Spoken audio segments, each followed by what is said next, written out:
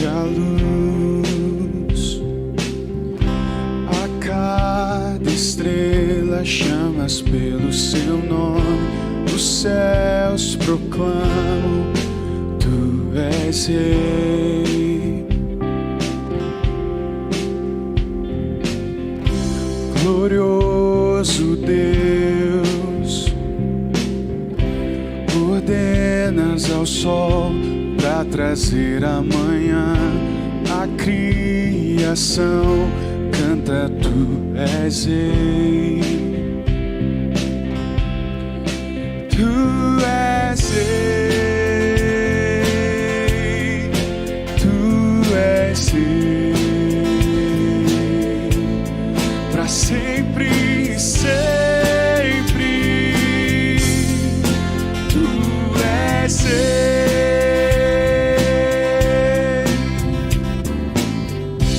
Partiste os mares, moveste montanhas com o poder da sua voz. Nós te louvamos, tu és Rei. Tens minha vida, tens minha vida em tuas mãos. Me conheces tão bem, quando eu louvarei, tu és Rei. Tu és Rei, tu és Rei,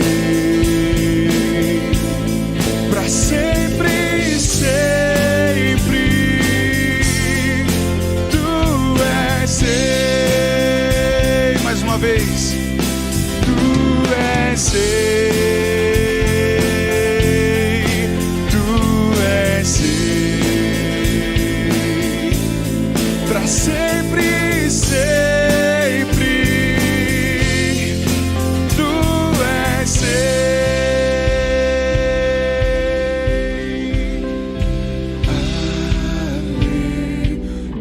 Aleluia, glória a Deus. Aleluia, glória a Deus. Mais uma vez. Aleluia, glória a Deus. Aleluia, glória. Tu és Deus. Tu és Rei, tu és Rei, pra sempre e sempre. Tu és Rei, tu és Rei, tu és Rei, pra sempre e sempre. Tu és Rei.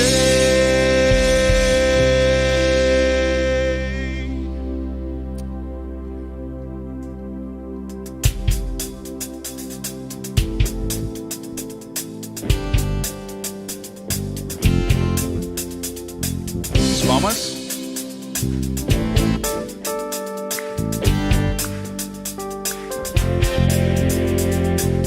O que darei a ti pelos benefícios feitos a mim?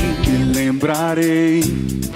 lembrarei, Senhor, de tuas grandes obras.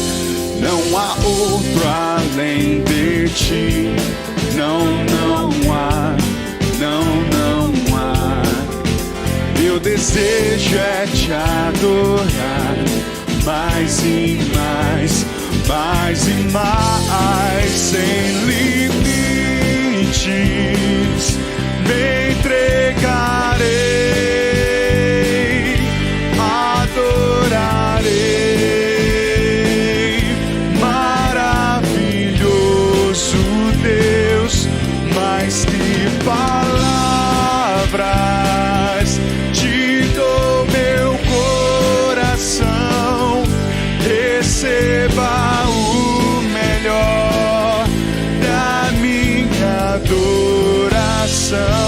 que darei? O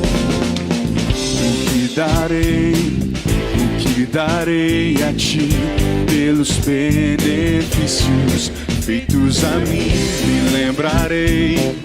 Me lembrarei, Senhor, de tuas grandes obras. Não há outro além de ti, não há. Meu desejo é te adorar mais e mais, mais e mais, sem limites, me entregarei, adorarei,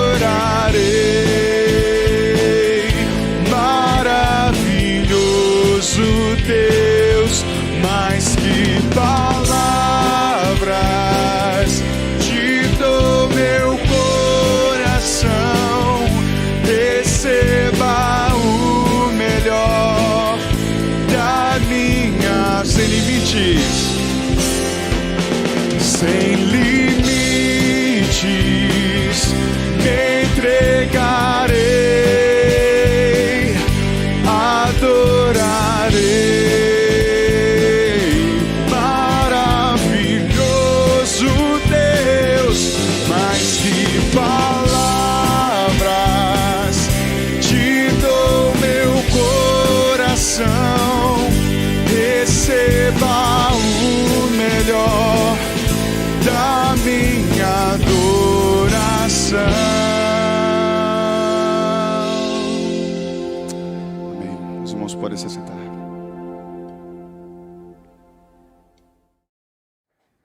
Olá, irmãos, boa noite. Estamos aqui para dar sequência ao nosso estudo de quarta-feira, né? E na semana passada nós ouvimos o Leandro falando sobre o 6º dia aqui de devocional do livro que nós estamos estudando. O nome do livro é Dúvida: Como cultivar confiança nas promessas de Deus, né? E hoje me coube aqui trazer a devocional do 7º dia. E essa devocional é uma palavra fidedigna. Salmos 119, 89 diz: a tua palavra, Senhor, para sempre está firmada nos céus.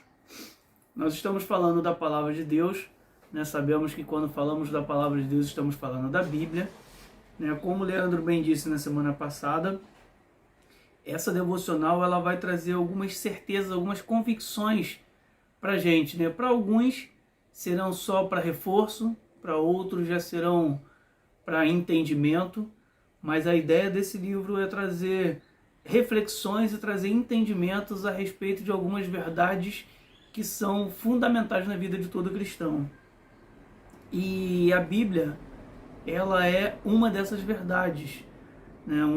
Certa vez eu escutei uma pessoa dizendo que a Bíblia contém a palavra de Deus, né? E na verdade não é o que a gente crê, né? Nós cremos que a Bíblia é a palavra de Deus, ela é a palavra inspirada por Deus, ela é completamente a palavra de Deus. Não existe nada que deveria estar na Bíblia e não está, e não existe nada que não deveria estar na Bíblia e que está, né? Ou seja, a Bíblia é completa por si só.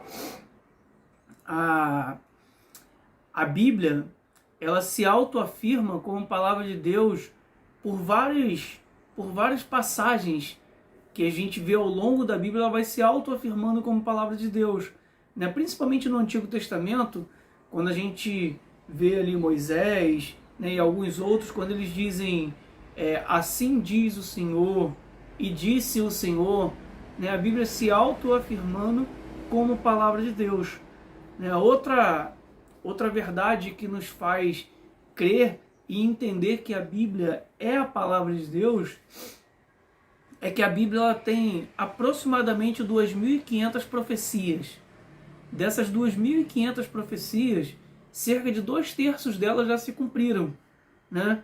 O autor do livro ele traz até 2 exemplos aqui, né? Isaías, por exemplo, ele profetizou sobre um homem chamado Ciro, que conquistaria o Império Babilônico e permitiria o retorno dos exilados judeus. essa foi a profecia ali que Isaías profetizou a respeito de Ciro. E é interessante quando a gente olha quando que foi feita essa profecia, né? Essa profecia foi feita 150 anos antes do próprio nascimento do Ciro e 80 anos antes dos judeus serem levados para o exílio. Ou seja, os judeus ainda não tinham nem sido levados para o exílio, Ciro ainda nem pensava em nascer, e o Isaías já estava profetizando que viria um homem chamado Ciro e que iria fazer, iria ali conquistar, reconquistar o Império Babilônico e permitiria o retorno dos exilados. Outro exemplo disso é no Antigo Testamento. Ele previu que a grande nação judaica seria conquistada 2 vezes e que o povo seria levado cativo em ambas as vezes. Primeiro pelos babilônicos, por um período de 70 anos, e depois por outro reino. Então essas profecias, elas foram já profetizadas e já cumpridas, né? A gente sabe que existem outras profecias que ainda não foram cumpridas, como por exemplo a volta de Cristo. Cristo ainda não voltou. E a Bíblia diz que Jesus foi preparar lugar no céu, né? Que diz que na casa de meu Pai há muitas moradas. Se não fosse assim, eu não teria dito, vou preparar lugar. Então essa é uma das profecias que estamos ainda aguardando se cumprir. Mas por outro lado, sabemos que tem muitas profecias na Bíblia que já se cumpriram. Algumas até bem específicas para um povo ou para uma pessoa, né, para um reino, algumas bem específicas. Uma outra coisa que me chama muita atenção quando eu falo da Bíblia e que na minha concepção, na minha visão, mostra claramente a fidelidade da Bíblia, é que a Bíblia ela é um conjunto de livros, ela é uma coletânea de 66 livros. Esses livros, eles tiveram um período aí de mais de 1.500 anos entre o primeiro livro e o último livro. Gênesis, a data provável da escrita de Gênesis é 1446 a.C., enquanto o Apocalipse, a data provável da escrita do Apocalipse é 96 depois de Cristo. Ou seja, você está falando de um período aí de 1.500 anos. Só entre o Novo Testamento e o Antigo Testamento existe um período ali chamado de período interbíblico de 400 anos. Foram 400 anos que não houve profecia, 400 anos que não houve nenhum escrito bíblico. Então você está falando de um período de 400 anos sem atividade bíblica ali, né? De escrita propriamente dito. Outra coisa é que a Bíblia ela tem um único autor, que é Deus. Deus é o autor da Bíblia. Mas Deus inspirou homens para que homens escrevessem aquilo que ele já tinha arquitetado, aquilo que ele já tinha... aquilo que ele queria que estivesse exatamente na Bíblia. E esses homens que foram usados por Deus para escrever a Bíblia foram cerca de 40 homens. A Bíblia tem autores que são desconhecidos, que é o caso de Hebreus, por exemplo. O autor de Hebreus ele não se identifica, ele não diz quem é. Existe uma forte corrente que talvez tenha sido Paulo? Sim, mas a Bíblia não deixa claro. Então foram cerca de 40 homens num período de 1.500 anos, mais ou menos, e no meio desse período teve um período de 400 anos sem que nada acontecesse, sem que nada fosse escrito. E isso para mim é um dos maiores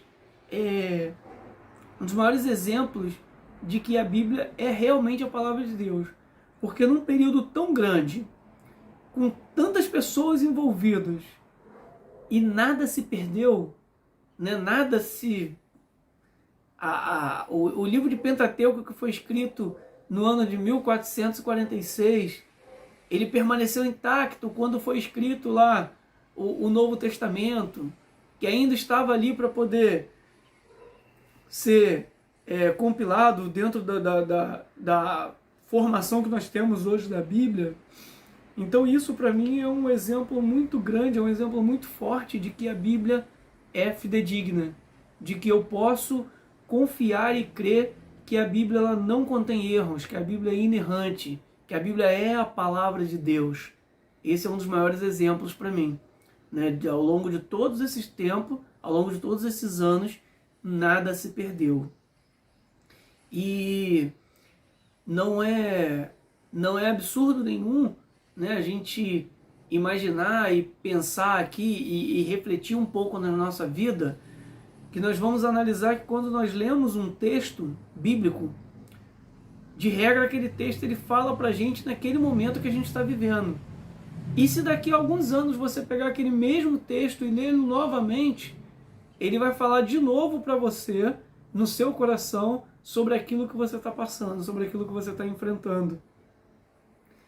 Isso é porque a Bíblia ela é viva, né? Ela fala ao ser humano ontem, hoje e sempre. Ela sempre falará ao ser humano, ela sempre terá uma mensagem viva e eficácia, né? Alguns livros que foram escritos ao longo dos anos, livros importantes, livros que tiveram aí a sua relevância, à medida que os anos vão se passando, esse livro ele vai ficando obsoleto. Talvez alguma verdade que estava naquele livro ali já não é mais assim, né? Já foi comprovado de que não é dessa forma. Livros de ciência, principalmente, né? que tiveram uma importância, uma relevância tão grande no seu tempo, depois de um tempo ele passa a se tornar obsoleto porque já não é mais daquela forma, já não é mais aquilo ali, aquela verdade que na época era predita, hoje já foi comprovado que não é mais assim. Mas na Bíblia você não vê isso. A Bíblia ela continua viva hoje, ela continua falando aos nossos corações hoje, ela continua trazendo lições para a nossa vida hoje. A Bíblia ela é e deve ser o nosso manual de fé e prática. Ela deve nos regrar, ela deve nos nortear para que, através dos ensinamentos bíblicos, eu possa conduzir a minha vida, eu possa conduzir a minha existência aqui. Esse é o papel da Bíblia nos nossos dias, esse é o papel da Bíblia na igreja, né? Eu costumo ensinar para minha filha que quando nós queremos falar com Deus, nós oramos, né, para falar com Deus. Mas quando nós queremos que Deus fale conosco, nós precisamos ler a Bíblia, porque é a forma que Deus tem para falar conosco.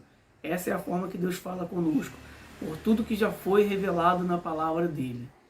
E que nós tenhamos essa dependência da Bíblia, que nós tenhamos esse amor pela Bíblia, que nós tenhamos esse respeito e carinho pela Bíblia e, acima de tudo, a certeza de que a Bíblia é a palavra de Deus, inerrante, sem falhas, sem erros. Ela é a palavra de Deus.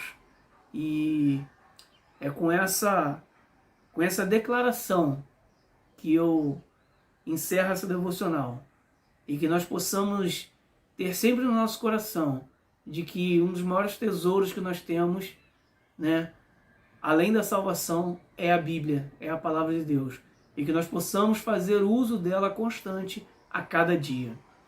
Vamos orar? Pai amado, Pai querido, nós te louvamos, Pai, e te agradecemos, Senhor, porque Tu és maravilhoso, Senhor.